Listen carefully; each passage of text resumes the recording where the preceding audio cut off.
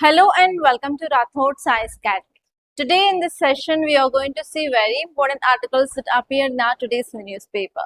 First of all, I'll let you know important topics of the day, and later on we are going to analyze each and every topic from prelims and as well as mains point of view, and I'll let you know how questions can be asked from that topic from prelims and also mains. And at last, I'll be giving you prelims practice questions so that you can understand how questions can be asked. Okay, now let us see the topics of the day. The first topic is Government Defense E20 admits mileage may drop by 3 to 5%. This article is talking about one important news related to fuel. It is about E20. That is nothing but ethanol blended petrol. And this article is saying that if we use that ethanol blended petrol, the mileage of that vehicle will be reduced by 3 to 5%, and our government accepted this mileage related problem. And here you have to see what exactly is this E20. Apart from this E20, now E85 is also in use. What is that? And why we have to mix ethanol with petrol, we have to know. And what are the advantages of mixing of ethanol with petrol, and what are the impacts of this? And this topic is important from science and technology, and even this topic is important from environment and ecology from GS paper 3. You may get both prelims and as well as mains question from this topic. And next topic is protest over Ken-Betwa river link project resume in MP. So this article is talking about one important topic called as interlinking of rivers. So here this article is talking about river Ken and river Betwa interlinking, and here you have to see why people are protesting against this project and what are the advantages of this river linking project and what are the concerns. We have to see all those things, and this topic is important from GS paper 3 under environment and ecology. And next topic is fix the house. Governments should regulate social media platform, not users. In our yesterday's class, we discussed about social media platform for the children who are below 16 years of age. This is the law came up by which country? Australia. And our Prime Minister, he is on visit to Australia, and he praised whatever the law which imposed by this government of Australia to control social media for the children. And now he also said that we are learning a lot from this kind of laws, and if possible we are also going to get this kind of law in our country. So now there is one editorial which talks about social media control, especially if we want to control the social media use in children, we have to give the guidelines to the platforms, not for the users. Here we have to see why this editorial is saying we have to regulate the social media platforms rather than users. This topic is important from GS paper 2 under governance. And next topic is Prime Minister's New Zealand visit will unlock new avenues of cooperation, says government. Australia visit is done, and now he is on visit to New Zealand. So here you have to see what are the importance of this visit, what is the importance of this visit, and what we are going to get from this visit. And recently we signed free trade agreement with New Zealand in 2025. We have to interlink all those points and we have to read this topic in a wide view. And this topic is important from GS paper 2 under international relations. And next topic is over and above, women must find support to stay in jobs that match their degrees. In our yesterday's class, what we discussed? ICHE report, yes, All India Survey of Higher Education report. What it said? There is increased enrollment of women in higher education. That is a topic that we discussed, and this topic is extension of yesterday's article. Unless and until if you know our yesterday's details, yesterday's class details, you cannot understand this. Okay, so this article is directly the extension of yesterday's article. This topic is important from education, it is part of your governance from GS paper 2. All these are the topics, now you are going to see this. Now, read out the title. Government Defense E20 admits mileage may drop by 3 to 5%. What is the keyword? E20 Okay, what is the meaning of E20? It is nothing but ethanol blended petrol. So what is the percentage of ethanol? What is the percentage of petrol? Okay, if you take 100 ml of this ethanol blended petrol, 20 ml will be what? Ethanol. And remaining 80 ml will be a petrol. So this is the composition of ethanol blended petrol of E20. I am talking about E20. Okay. So why we are mixing this petrol with ethanol? What is the reason? Anyone?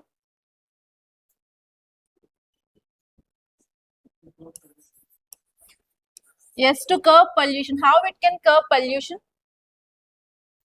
Okay, what are the vehicles we are using now? They'll use fuel like diesel, petrol. Yes. So what happens is that fuel will be burned in engine and that will provide energy to move our vehicle, right? So in the process of this burning of petrol and diesel, it will not burn completely. Because of this, have you ever seen if the vehicle is somewhat old, you can see the smoke will come outside and that smoke is very black. In that black, why it is black? Because of incomplete combustion of petrol and diesel, it will release as what? Particulate matter, PM 2.5 or PM 10 based on its size. And this PM 2.5 and PM 10 is a pollutant. Yes, it will cause impact. It will be impacting on air quality. It will create the quality of our air bad, right? So here, to stop this environment pollution which is caused by this PM 2.5, what we have to do? We have to ensure that there is complete combustion of petrol and diesel in that vehicle. So for that reason, if you are mixing this petrol with ethanol, ethanol is nothing but alcohol. We will be having OH group, right? Ethanol, OH, aldehyde, CHO. I think you might have studied in your chemistry in intermediate, right? So because of this OH group, now it will enable the petrol to burn completely. If you are burning completely, what happens? Energy produced will be increased. Yes. And even the problem of this PM 2.5, PM 10, smoke, soot, all will be getting reduced. All will be get solved. And any other advantages apart from this burning of petrol or environment concern? Do we have any advantages of using this ethanol blended petrol? Yes, as you all know that India is not self-sufficient in crude oil. We are getting from different countries. And again, the ceasefire between Iran and US broken. And again, attacks are going on that we discussed yesterday's and day before yesterday's class. And again, what happened? There will be closure of Strait of Hormuz. If the tensions increases, again, what happens? Movement of the ships will be stopped. Again, what happened?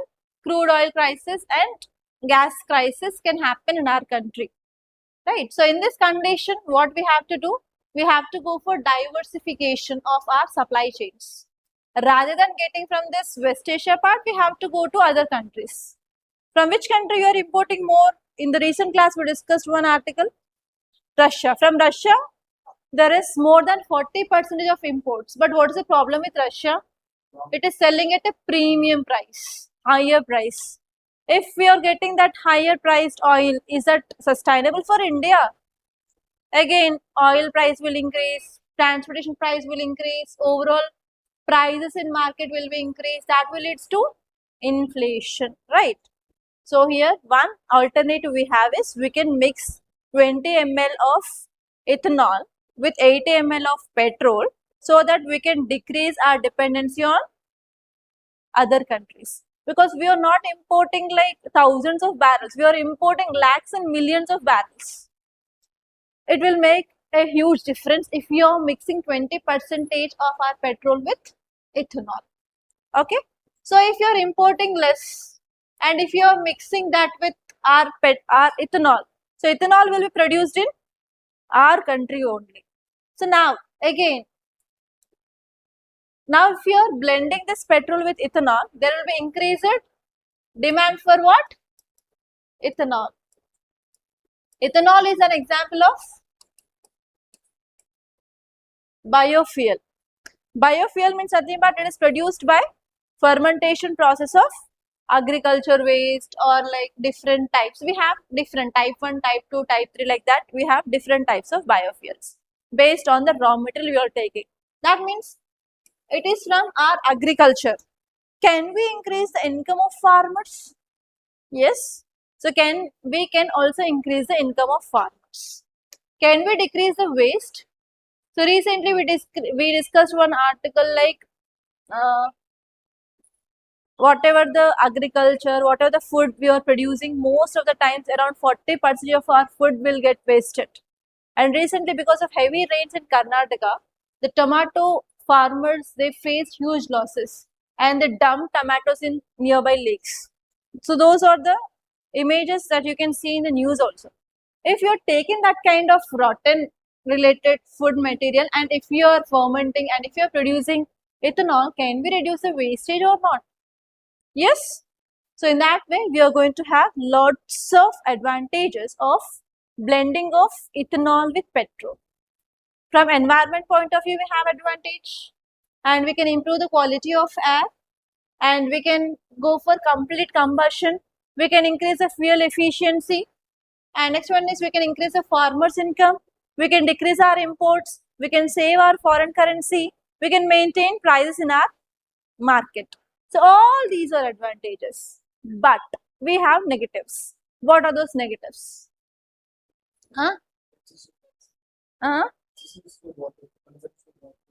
Okay. First important problem here is whatever the vehicles we are using in our homes, are they updated vehicles?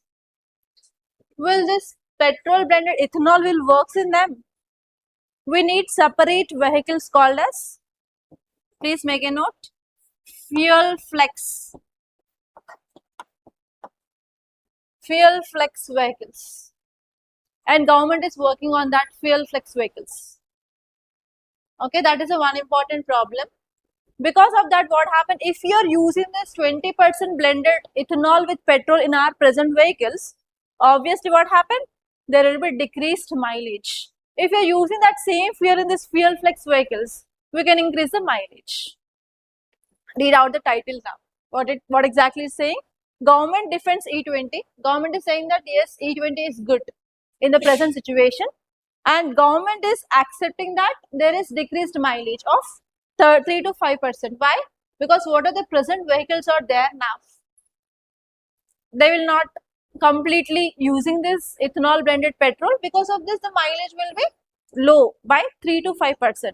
But if you are using this fuel flex vehicles, obviously we can increase our mileage. Clear? And one more disadvantage, anyone? From where we are producing this ethanol? From agriculture. On one side, there is very high amounts of poverty, huge amounts of poverty, huge rise of hunger is also there in our country. Malnutrition is there. Malnutrition related disorders are also seen. If you are diverting this food towards ethanol, can we ensure food security? And this time, what we are facing? El Nino, reduced rainfall, and already there will be a predictions of reduced agricultural productivity also. And in this time, if you are promoting this ethanol, again, there will be a question of can we ensure food security or not? That is the next important challenge. And next, any other challenges? If we want to change our vehicles, is that possible to change now, complete shift towards fuel flex vehicles? No, right? So these are the things that you have to remember. Clear? And now you came up with this word E20. Recently in news there is one word called as E85. E85 is nothing but 85% of ethanol is blended with petrol. Okay, so this is more advanced fuel, and in future we will be having this E85. To accommodate this E85, government is working on this fuel flex vehicles, and recently Maruti launched one vehicle related to this fuel flex. Okay, clear? So all these things that you have to remember. And if UPSC wants to ask a question, how it can ask? Already UPSC asked question on types of biofuels. First generation, second generation, third generation, fourth generation. We have 4 generations of biofuels based on the raw materials. So we are dividing that biofuels. Okay. So here you have to see about this 4 generations of biofuels. On this UPSC can give you a question. The question can be given in this format. Consider the following statements regarding biofuels. Under that it can give you statements and you have to know about it. And we have 4 generations. So there is a chance of asking question in match the following format. Match the following: generation 1, generation 2, 3, 4, 1, 2, 3, 4, and they will ask you to match. This is the new type of format from 2026 paper. Okay, and next one is consider the following statements regarding E20. It can give statements and it may ask you to identify correct statements. And this one is now E85 is also in use. It may ask you about consider the following statements regarding E85. Okay, and even in your monthly magazine, yesterday I think you have received this monthly magazine. In that in prelims there is this topic of E85. Just go through that topic clearly. I don't know whether I included in mains or prelims, but there is one topic on E85. Just go through that. For sure you may get a question on that in mains 2026. If not in mains in 2027 prelims, you can get a question on it. Okay, so that is about this topic, nothing more than this. Okay, see this next article, guys. Protest over Ken-Betwa river link project resume in MP. What does this title mean and what are the keywords? Online students, tell me in the comment box. It is talking about river link project. So keep this Ken-Betwa aside. The keyword is river link project. What does this river link project means?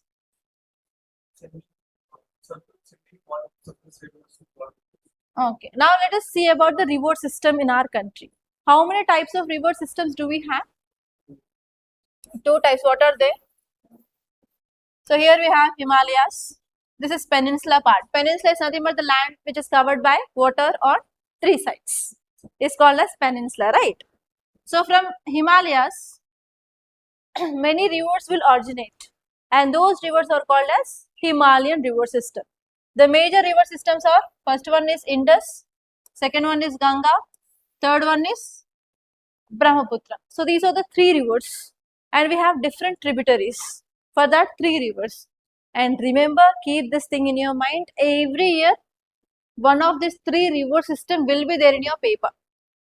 Without that river system, there will be no UPSC prelims paper, guys. And you have to keep star mark for this chapter of river system in your geography, NCERT or notes, whatever it may be. You have to be thorough with this. Okay. And second river system is Peninsula river system. Here we have Arabian Sea and here we have Bay of Bengal. So the river which are moving towards eastwards, and if they are joining this river, sorry, if they are entering into this Bay of Bengal, they are called as which rivers? East flowing rivers. You are moving towards east. You know the directions: east, west, north, south, right? This is east, this is west, north, south. So they are moving towards east and they are joining this Bay of Bengal. These rivers are called as east flowing rivers. And here we have some rivers which will join this Arabian Sea and they are moving towards west. They are called as west flowing rivers. Okay, which rivers are perennial rivers and which rivers are not perennial rivers? Perennial means water will be flown throughout the year. Those are called as perennial rivers. Which river system is a perennial river system? Himalayan river system is perennial river system because what is the source of the water? Glaciers. You know, there is increasing of temperature, climate change, global warming, melting of glaciers, and there is increased water level in this Himalayan rivers, and they are perennial rivers. And mostly our peninsular rivers, they depend on what? Rainfall. Because of this, can we ensure rainfall throughout the year? India is located in tropical region, right? And India's rainfall, when we can expect rainfall in India? In monsoon season itself. That is from June to June, July, August, mid of September, we can expect the rainfall, right? So during that time only we'll get rainfall in this area. So whatever the peninsular rivers are there, majorly they are monsoon dependent. So because of this, can we ensure the continuous flow of water during monsoon time? If you're receiving heavy rainfall, we can see heavy flow in the water, heavy flow of water in that rivers. Normally during summer time, there will be drying up of rivers. And what are the major functions of rivers? Why do we need river? Irrigation purpose, drinking water purpose. Next, industrial things, and we can also produce hydroelectric power from these rivers, right? So majorly we'll use the river water is a fresh water. It can be used for drinking purposes, irrigation purposes, etc. Okay, transport also, inland transport. So here, what is the major problem in this peninsula river is they are not having the flow throughout the year. So because of this, what happens? Especially the areas which are dependent on that river for agriculture will be affected. And you know, India is the largest populous country in the world. We need more food grains to serve, to ensure food security for our people. If there is no water, what happens? We cannot go for agriculture in that area. That will lead to droughts. If we are not going for growing of crops for continuously some years, that will lead to famines, right? So because of this, it will be affecting the economy of that area, society, no livelihood opportunities, and even hunger related deaths will be increased. Malnutrition related problems will be get increased in that area. So what government is doing is, government is trying to plan linking of rivers. Here we have one river, green color, upward one river. We are linking these two rivers. That means whatever the surplus water which is there in one river, we are going to divert it into another river. This project is called as river interlinking. Are you understanding? So like that, government planned lots of river interlinking projects, and the first project is Ken-Betwa. Have you heard this river's name, Ken-Betwa? They are the tributaries of which river?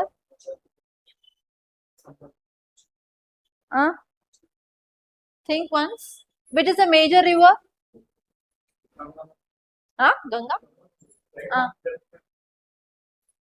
Yamuna. Think once. They are the major tributaries of river Yamuna, and river Yamuna is in turn tributary of river Ganga. Okay? Yes. Now, what is happening is people are protesting. Why people are protesting? Tribals are protesting against this Ken-Betwa river link project. Why? Okay. Again, you have to understand one more concept here. Here, let us take this is one river and this is another river, and I said we are going to link these two rivers. If we want to link these two rivers, how can we link? How can we link? Can we pick up this river and can we join with another river? Is that possible? Okay, we have to construct some canals between that two rivers so that we can arrange at least, or else we can arrange a dam. We can store the water, and whenever the time permits, we can release the water from that dam, and that water will enter into another river. Yes, we have to build dam and we have to connect it with canals.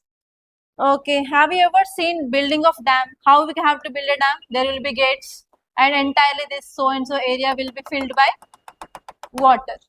So if you want to build that kind of dams, whoever the people who are living in that area, will they lose their habitats or not? Yes.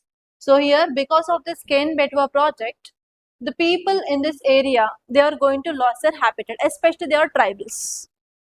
So now, what government has to do? Government has to displace them. Government has to provide other area or allot other area for them, and even government has to give some support related to livelihood, because they are losing their habitat entirely. So government has to provide some employment opportunities. Government has to provide some land in which they can build the houses, or directly ready-made houses government can provide, right? And even government has to give some money, because they are losing their lands, right? So here the major problem is There is no proper rehabilitation for these tribals. And even whatever the compensation they need to get, they are not getting that enough compensation. Compensation is very less. So they are doing this protest. Are you understanding? And this river interlinking project is very important from your environment and ecology. Okay, now I will ask you a question. Now we are going for interlinking of one river with another river. This is river 1 and this is river 2. And we are interlinking this river. What are the advantages of interlinking? Yeah, surplus water from one river to another river. Okay, with that water, what can we do? We can do farming. We can go for good irrigation facilities. We can go for providing of drinking water, and we can prevent droughts. We can ensure food security. Then tell me what are the negatives? Habitat loss, rehabilitation of tribals. There will be increased burden. Yes or no? If you want to construct dams and canals, we need huge amount of funds. Without funds, we cannot do that. Next. Loss of forest, deforestation can happen. Next. One major problem I want. BLR. Displacement of people. Yes, I said already. Next. Over flooding. Why over flooding?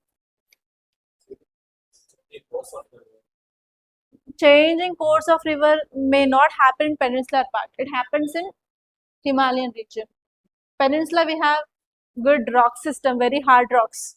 Changing of course will not happen in that much fast. Next. One major problem, environmental issue can happen. Species related thing, come on. Especially related to species, will get one problem. Is that river having, okay, here we have river 1 and here we have river 2. So do these two river water have the same properties? For example, salinity, minerals, different. What are the animals which are living in this habitat will be different and this habitat will be different. What we are doing? We are sending the water from here to here. Along with water, aquatic animals can move. And now it will be the new environment. In new environment, if new species are going, what happens? That will cause a problem of invasiveness, invasive species. Yes. So here, this species in this area will be entering into this area and it will become the new habitat. There will be no competitors for that new species in that new environment. So there will be rapid reproduction, right? So because of this, what happens? The native species will be getting decreased. So this problem is called as invasiveness and this species is called as invasive species. This is the major problem that we are going to face if you are having this kind of interlinking of rivers. Clear? Okay, now let us come to this article and let us see why these people are protesting.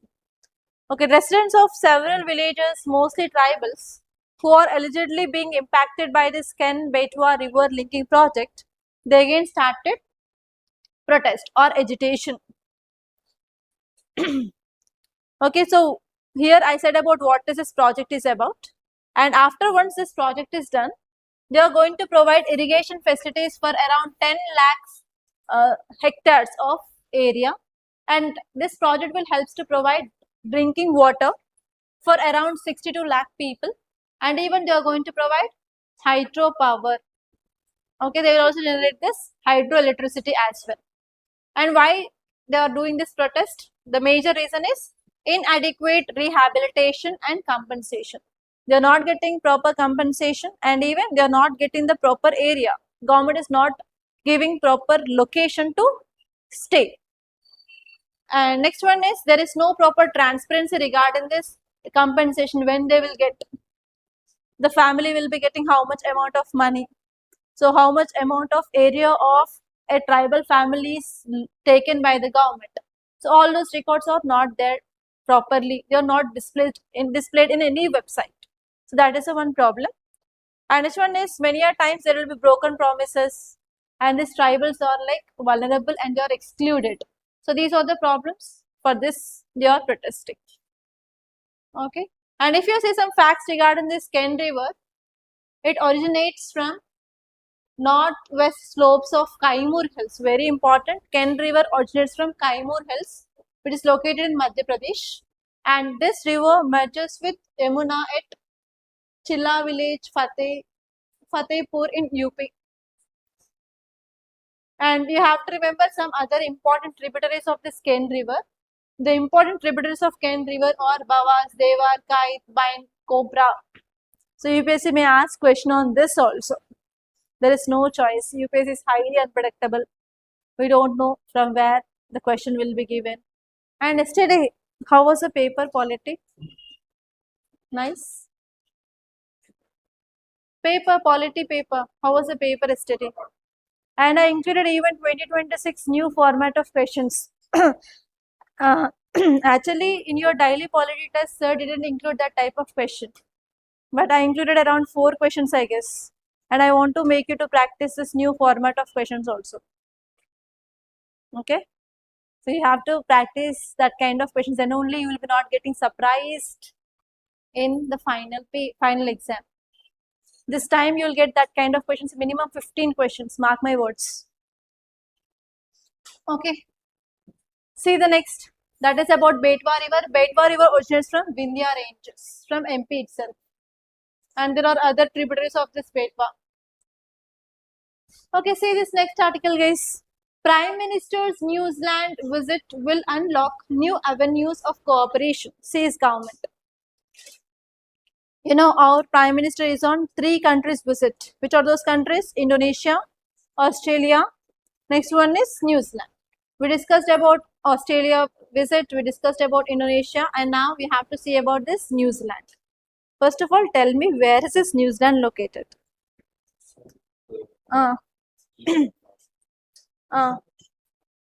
South? Southeast?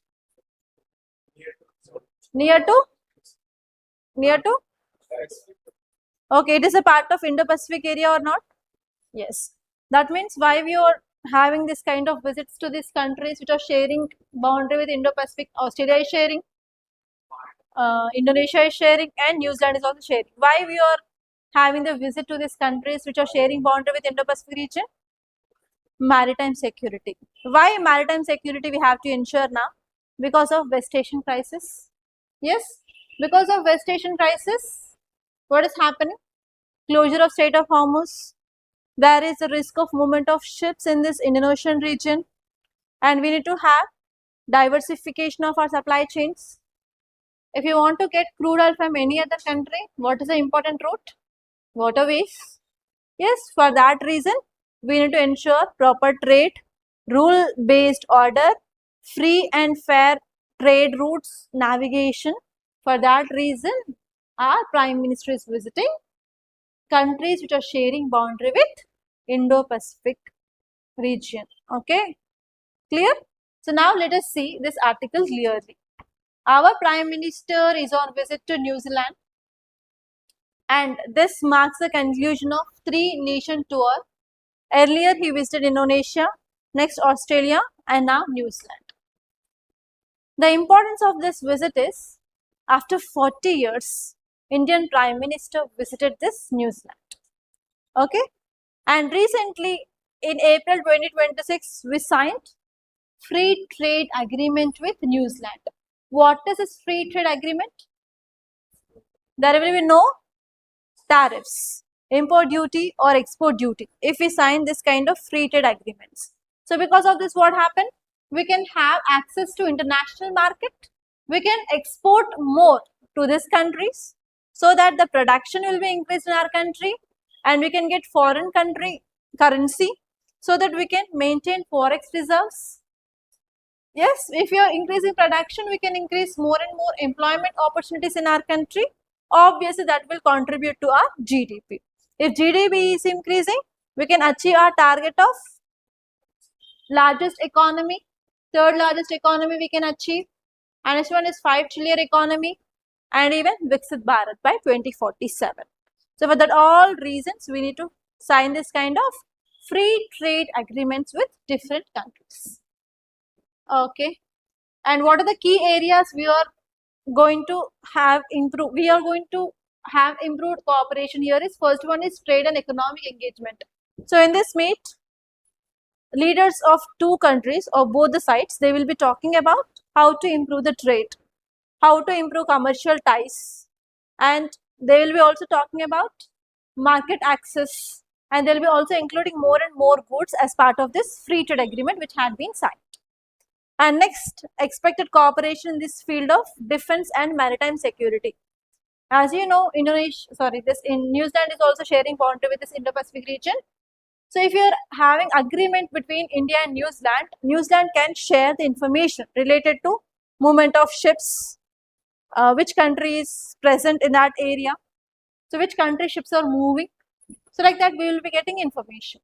So because of that information, we can be alert. If there is any enemy ship is passing side by side of Indian ship, or we can have a good eye on this Indo-Pacific region, we can ensure security in this maritime arena. And next one is education and technology. We are also collaborating for higher education, skill development, and even technology partnership. And even many of our Indians will be also going to New Zealand to get higher education. Okay, it is part of education tourism. Okay, we can promote that kind of education tourism. And this one is we are also promoting people-to-people exchanges, sports diplomacy, culture ties, tourism, and even Indians are living in this New Zealand. They are called as Indian diaspora. So it is responsibility of our government to ensure safety of that Indian diaspora. So for that, we need to have good relations with that country also. So all these are the expected outcomes of this visit. Okay, if you are having this kind of visits, what are the advantages? First one is we can increase our partnership. We can deepen our ties with other country, and this country is especially sharing boundary with Indo-Pacific region. We can ensure maritime security, and we can ensure free trade and as well as navigation. And obviously, we are building more on FTA, and we can accelerate our trade. We can attract investments. And next one is defense and security. We can also get advanced technology related to defense, and even it is important as part of soft power and to protect security for our diaspora. So these all are the advantages. See this article, guys. Fix the house. Government should regulate social media platforms, not users.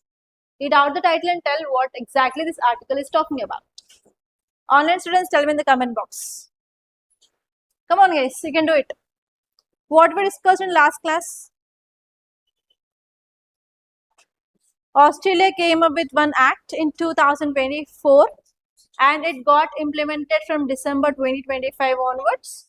This act is banning social media accounts for children who are under 16 years of age.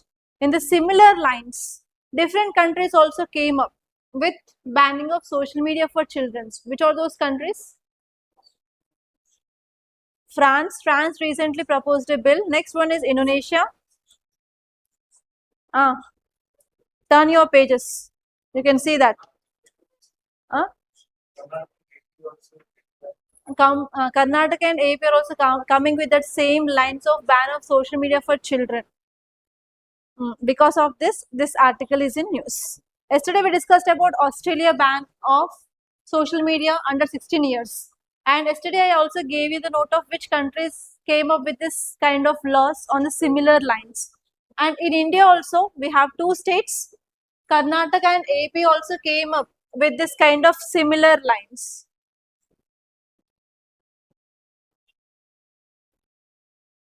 Okay, here you can see about this. Our Prime Minister spoke favorably of Australia's decision in 2024 to ban social media access for those aged 16 and below. His words augur a similar ban in India. In India also, we have two states came up with this kind of similar ban. One is AP and next one is Karnataka. But what are the challenges faced by Australian government now? In yesterday's class we discussed. If you are not allowing these children to use their own accounts, they can use their parents' accounts. Can we stop this? No. And next one here is, someone is saying that there is violation of right to freedom, which comes under Article 19 in our Indian Constitution, and even it is violating digital freedom to use this digital apps for these children. So these are the major challenges faced by the government. Okay, so that is the thing which mainly said here.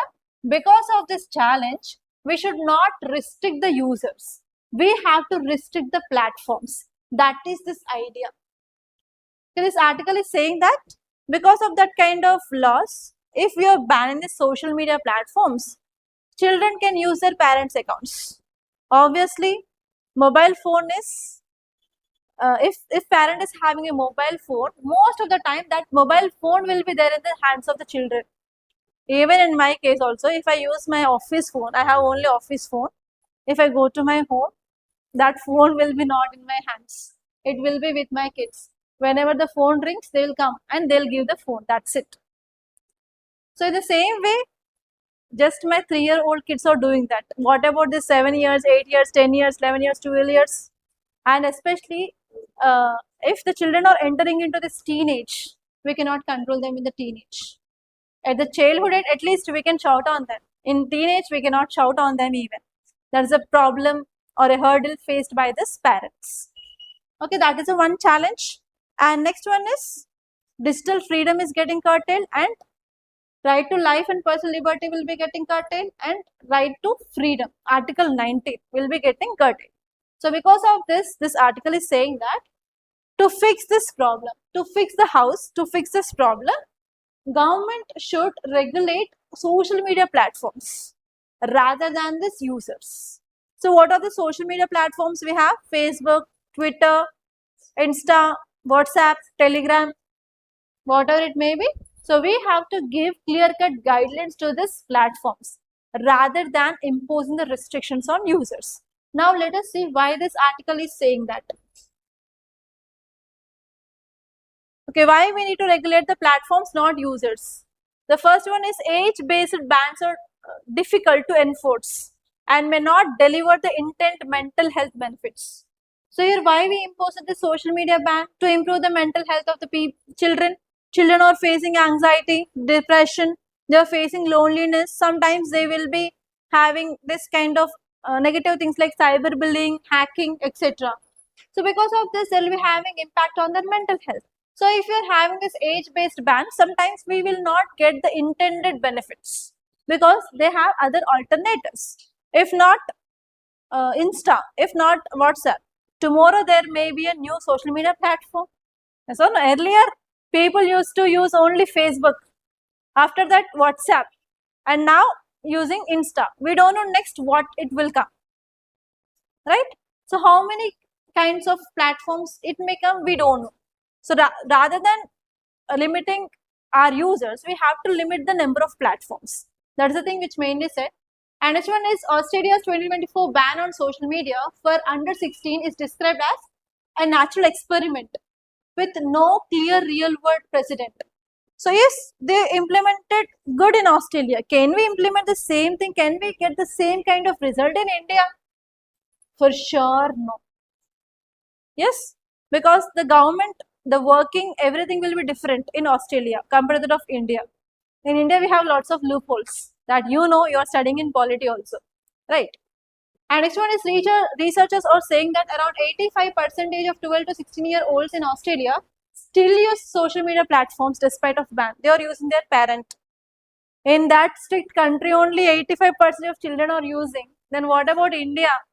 It will be 120%. Not only single account they will have multiple accounts on the same name. Yes.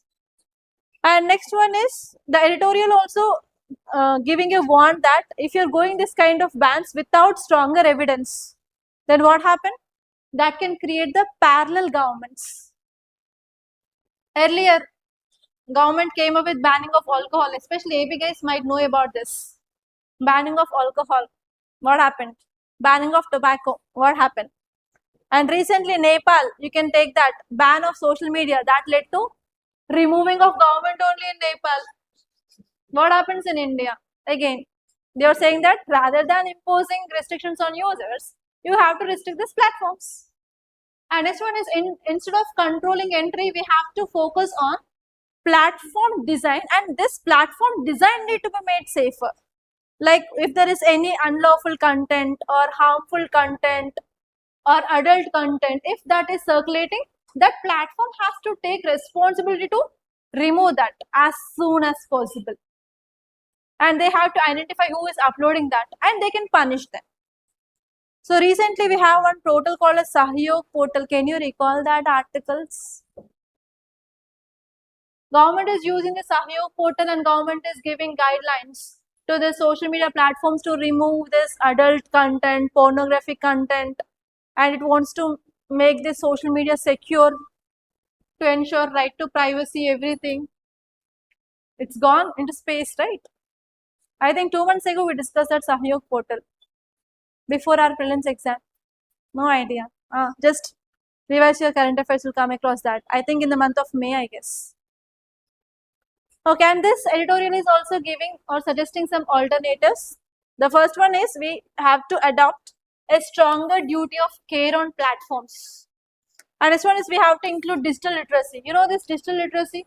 Nowadays in the school itself, we have to inculcate about this awareness of digital platforms to the children. Like what is right, what is not right, how you have to use, what are the do's, what are the don'ts. And next one is what is advertisement content, what is the original content, what is authentic content, everything we have to make the children know about it. Especially in foreign countries like France, this digital literacy is a subject as part of their school curriculum itself. But in India, it is like a practical knowledge rather than education in their school. And next one is we have to mandate a chronological feed for minors. Like what exactly they are typing, which kind of content they are using. We need to have a clear-cut graphics of this child-related using of this social media, and we can control them there itself. And next one is we have to enforce stricter content moderation. Which kind of content is circulating? We have to have a stricter moderation on that, and we have to improve privacy protection, and we have to introduce effective parental controls. Even parents need to know about their children, what exactly they are watching in that social media, what are they doing, how many hours they are utilizing this, what is their screen time. Obviously parents plays a very important role in the child's entire future, right? They are the first teachers, so they have to teach them what to use, what not to use, how to use, why to use, where to use, when to use. Everything should be under control of parents. So these are the some recommendations given by this article. Clear? Okay. See this next article, guys. Over and above, women must find support to stay in jobs that match their degrees. What is this article talking about? Think. Women empowerment. Okay. Women empowerment is one of the favorite area of UPSC. UPSC can give an essay. UPSC can give directly mains question. Especially in GS paper 1, there will be no paper in your mains without a question on women empowerment. Okay, this is one of the favorite area and you have to go thoroughly with this topic. So recently what we discussed about ICHA report, right? What is this ICHA report? All India Survey of Higher Education. What it said? There is increased women percentage in higher education enrollment in our country. That is our yesterday's class topic. Okay, so here this article revealed that All India Survey on Higher Education ICHA data says that there is increased percentage of women enrollment by 42%. Okay, that means can we say that there is increased women education, women's participation in higher education? That means a woman who completed this higher education percentage is high in our country. But are they getting same level employment opportunities in the ground level? No, there is a gap. This article is talking about that gap. There is increased education, but on another side, there is no contribution of female to the economy at that level. There is less female labor force participation. So here this article is talking about that gap. Now let us see what exactly it is saying. Okay, just see the second paragraph, guys. Education institutions remain highly patriarchal. I am not talking about this. This article is saying higher education in that universities or colleges, they are largely patriarchal. Why? Because if you take 100 jobs in that so and so college or universities, we need to give 50 jobs for Srimant. I'm saying we need to give 50 jobs for women and 50 jobs for men. But this article is saying that there are less women faculty or less women non-teaching faculty to this male persons. So if there are 100 male teachers, we have only 82 female teachers. Again, female participation is very low as faculty. And next one here is, despite of acute faculty shortage and poor infrastructure, we are not bridging this gap in higher education. That is a problem. And next one here is, the female labor force participation rate is very low. What are the reasons? First one is increased social expectations. Like after marriage, wife should be like this. My daughter-in-law should be like this. The work she has to do is this only. So we have some guidelines. So those are nothing but societal expectations. And next one is domestic responsibilities are there for women. Even though woman, if she is a working woman, after coming home for sure she has to cook the food. She has to keep her clean, her house tidy and clean. If something goes wrong, society will blame that woman only. She don't know anything. She don't know how to cook. She will always do orders on Zomato, Zepto. She don't know how to clean the house and how to keep the things, articles. She's very poor in that. So that kind of things, double burden is happening on women. Even I also have to do cooking after going from here. Sometimes, not always, sometimes. And next one is safety barriers are there for women. Yes, wherever the place they will go, there is no proper safety for women. And next one is, yeah, mostly according to this periodic labor force survey of 2025, it says that salaried workforce, in that men is more. Men is dominated in regular salaried workforce rather than this woman. Okay, and next one is mostly the women are classified as self-employed, and even whatever the work which is provided by the women in their houses, like caregiving for the children, caregiving for elderly, is often not paid. Even our Prime Minister made a statement recently that if you're giving salary for women, for the housewives, we have to give minimum of 30,000 salary for a woman. She is a worth of 30,000 rupees salary per month. If we are giving that to the woman, and if we count that to our GDP will be rapidly rises. Yes or no? But is our mothers or the housewives are getting this proper salary? Even if they are asking pocket money for the kitty party, also they are not giving that. Just they'll ask 1,000 or 2,000. They won't give that for that kitty party. What are you doing? You are just simply sitting in house. So this is the commonly used phrase by the people. Yes, but no one will see her sacrifices. No one will see her weakness. No one will be caring about her health, whether she is fine or not. No one will be seeing whether she had her lunch on time or not. Will husband ask the wife like, have you had your lunch? Very rare, very, very rare. So the males, they will take care of their health very good. Like they'll go to gym, they'll have workouts, they'll have like good food, but everyone will ignore about this woman's health. That is a quite natural thing and that is happening on reality in our society. I don't know whether you know or not. Just ask your mother, like, how many of our family members will care about your health? If anyone asked you like whether you had your food on time or not, how many of you asked that? Just ask this question to your parent, your mother. She will be giving a surprising answer, guys. Then you will be getting surprised. That is a real situation of a woman in our Indian society. Okay, next one here is this article is saying that even though after women, if they're getting proper education, after getting graduation, post-graduation, degrees, whatever it may be, they're not getting proper employment opportunities. And because of this, we are not contributing the women more to our economy. So here this article is saying that we need to have a shift on our policy, and our institution heads and industrial heads, they have to take this into consideration, and they have to provide proper employment as per their degrees for the women.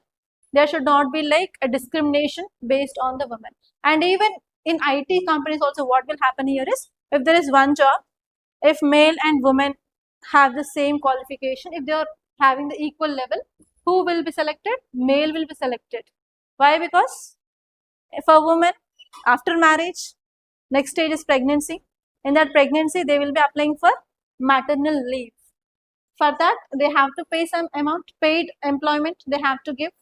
And next one is, they have to bear insurance for her delivery. Delivery charges will also be bared under the insurance, right? So because of this, what happened? They will be giving priority for male compared to that of female. That is quite reality in our IT sector in India. Okay, so because of this, what happened? Women will be not getting proper employment opportunities. Women cannot get a platform to showcase their talent. Okay, so here you have to think about what can be done so that women will be getting proper employment opportunities. How we have to bring the changes and which kind of policies we have to bring. Okay, see these questions, guys. First one, consider the following statements regarding this Ken-Betwa river linking project. The first one is, it is India's first ever interlinking project under National Perspective Plan. Next one is, it proposes transfer of water from Betwa River to Ken River.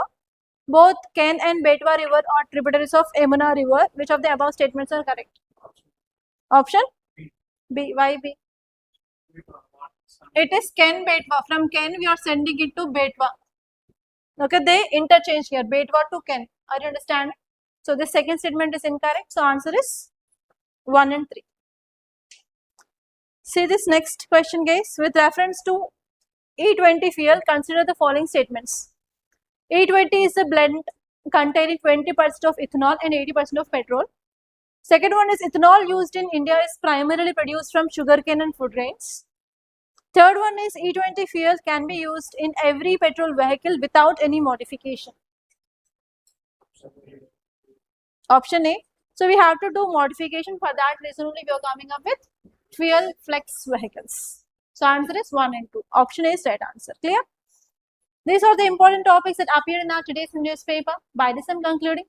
Thank you so much, guys, for watching. And if you like this class, please do hit the like button and please to share this class to your friends. And if you want to join our GS Foundation course, you can take either online or offline admission. And the new batch is going to be started from 18th of this July, guys. If you want to know more details of this course, please to contact us on this number 8074765513. Even you can text on this number on WhatsApp. And I wish you all the best.